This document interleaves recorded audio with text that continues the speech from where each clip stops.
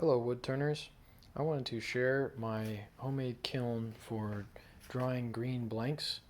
So if you do green wood turning and you don't want to wait a whole year to dry, air dry your green bulb blanks that you've once turned or plates, similar objects like that, I found this to be a substantial upgrade, and it's also different from many designs that I read about. It has some kind of improved features, particularly about safety, that I felt like it would be good to share. Um, I started out coming up with this thing I was calling a Turner's sawbuck, and a lot of people had a lot of nice things to say about it. It's great for you put a log in here and you use your chainsaw, cut down the face grain, and make your blanks that way. It's great for holding logs, supporting them so they're not rolling on you, and making sure the log isn't pulled against you. So after I made that, I'm an engineer by background, so I just became increasingly interested in optimizing the whole process from log to bowl, and so that's kind of where this came from. But so anyway, what I got here is a plastic box from the Container Store, specifically because it's the only place I could find that had airtight container. It's got some foam type stuff in there so that when you seal it, it's airtight.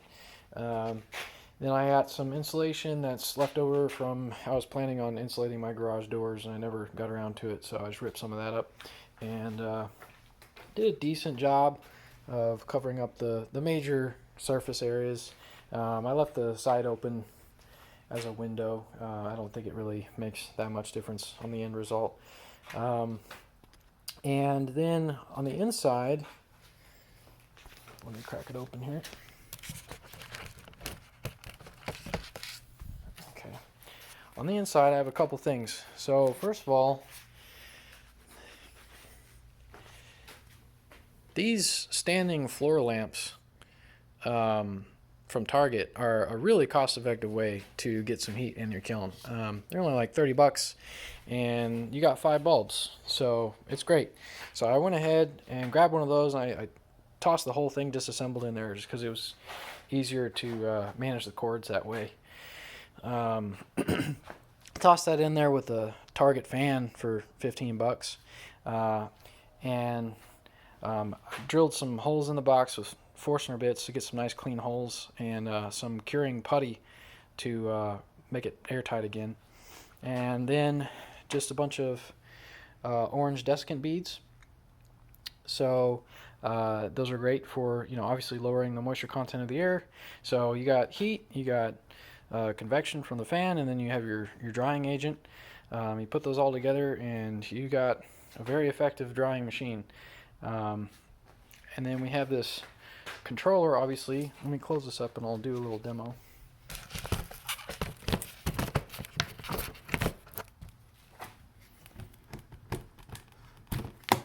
There we go.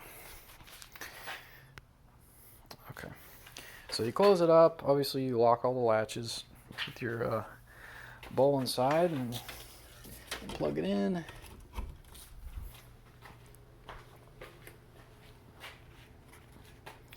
All right, so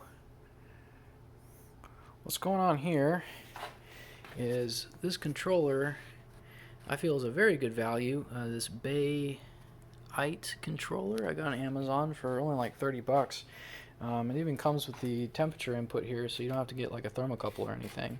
I got that feeding into there. Usually I set it on the bowl that I'm trying to dry, and it has both heating and cooling.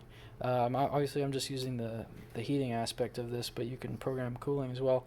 And very easy to control. You put your set point in there. I have it at 150, and then you set how much it can deviate from that. I have that for 10 degrees. So basically, it's gonna provide power until the temperature reading hits the set point.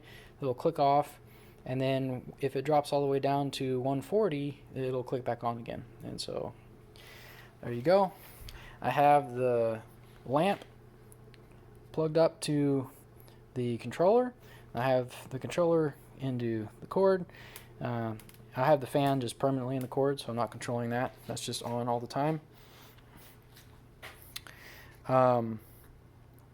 So the thing that's different about the kind of the secret sauce of this plan has to do with the heat source, because one of the main pieces of drama around home kilns has to do with the fire risk associated with wood dust.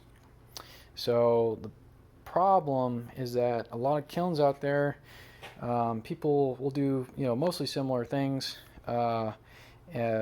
particularly using light bulbs. But the problem is people will grab 60-watt bulbs, and the problem is that wood dust. It's hard to get a great answer on this, like, as far as a number goes, and like with any woodworking, there's a million variables. It has to do with species and probably everything, but some reports are saying that wood dust can be a fire threat as low as even 250 degrees Fahrenheit, with certain concentration of dust in the air.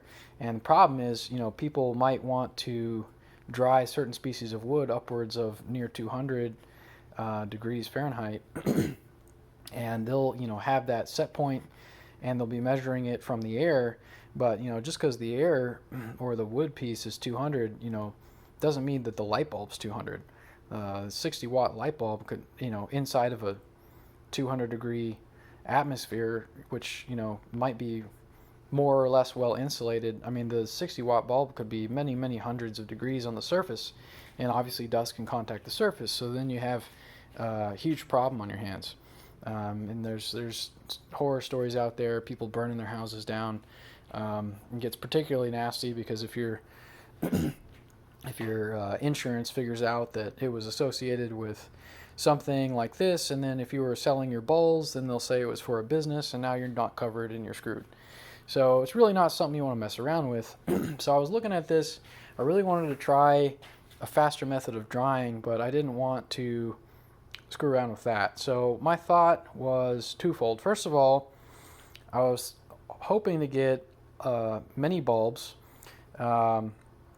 because that way you kind of spread the load, and you don't have you're not sitting there burning one bulb as hot as it can get for as long as it can get to make the entire interior finally reach your set point. So that's why I like having the 5 bulbs. But most importantly was I thought I'd try using 25-watt bulbs. And that has worked very, very well. So I got 5 25-watt bulbs in there. And ultimately, in the configuration that I have here, I mean, it's very, obviously it's very particular. It depends on your atmospheric conditions, and your insulation and everything. But under this setup, under I'd say about 70 degrees atmosphere, I found that when I leave this on, all night for days, it will reach steady state at 120, 130, and it won't even reach the set point. And then I'll go in there and I'm talking about the measurement at the bowl, right, at the air temperature. So then I'll go in there and I'll measure the light bulbs, and they're not that high above it. They might be 10, 15 degrees above it. So I have a fairly well insulated scenario here, so that the bulbs, aren't that far above the enclosed air. And yeah, it's really, really mitigated the fire risk. So yeah, I feel like 25-watt bulbs are a great way to go, because you can basically leave them on, from what I can tell, practically permanently. And I like having the controller because I don't want to have some runaway temperature scenario, and it's a great thing just to be careful about. But ultimately, from what I'm seeing, if you got 5 25-watt bulbs in a scenario like this, you might not even cross over into the 200s, or even the mid 100s. And that can work for certain species, like oak and stuff like that. You like to dry it around 120, 130. That's a perfectly good temperature for drying those species of woods. So yeah, I think it works. It works really well. The other thing I'd say, if you're not familiar with desiccant beads, you can use them a handful of times, and then they'll start to change color. and all you have to do is take them out, and usually it'll have some instructions about just drying it in an oven.